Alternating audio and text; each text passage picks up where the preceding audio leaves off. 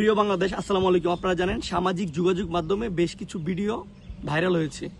সেখানে দেখা গিয়েছে শান্তা ফারজানা নামে একজন আওয়ামী লীগের দোসর মহিলা, সে জুলাইকে কটূক্তি করে জুলাই স্তম্ভ প্রতীকীতে প্রকাশ্যে সে জুতা নিক্ষেপ করেছে, যেটা শহীদদের রক্তের সাথে বেমানান এবং শহীদদের আত্মমর্যাদা ক্ষুণ্ণ করে।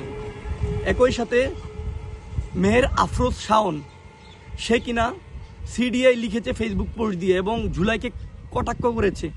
একই সাথে চিত্রনায়িকা মাহিয়া মাহি, তিনি জুলাইকে কটাক্ষ করে, জুলাই যোদ্ধাদেরকে কটাক্ষ করে, শহীদদের কটাক্ষ করে তিনি ফেসবুক ভিডিও বার্তায় বলেছেন বর্তমান সুপারস্টার সাকিব খানও নাকি এত সুন্দর অভিনয় করতে পারে না, যে এই অভিনয়টা জুলাই গণ অভ্যুত্থানে জুলাই যোদ্ধারা নাকি করেছে। আপনারা দেখেছেন কতগুলো ভাইয়েরা শহীদ হয়েছে, এটা নাকি অভিনয় ছিল, এই মাহিয়া মাহি বলছে।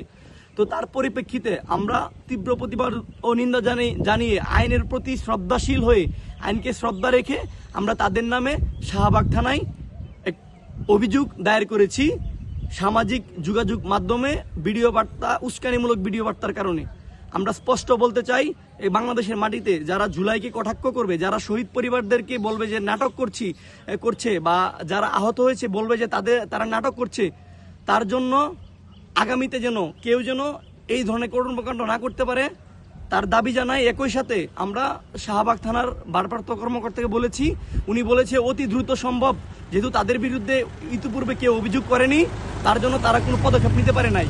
আমরা যেহেতু অভিযোগ করেছি, রাষ্ট্র সংলাপ ফোরাম SDF এর পক্ষ থেকে, কেন্দ্রীয় কমিটির পক্ষ থেকে, আমি আনম আয়াস সদস্য সচিব SDF এর পক্ষ থেকে অভিযোগ করেছি এবং তারা এই অভিযোগকে সত্যতা যাচাই বাছাই করে অতি দ্রুত যে আসামিগুলো এখনো চলমান আছে, দৃশ্যমান আছে, তাদেরকে ইনশাল্লাহ আইনের আওতায় নিয়ে আসবে, আমরা এটা আশাবাদী।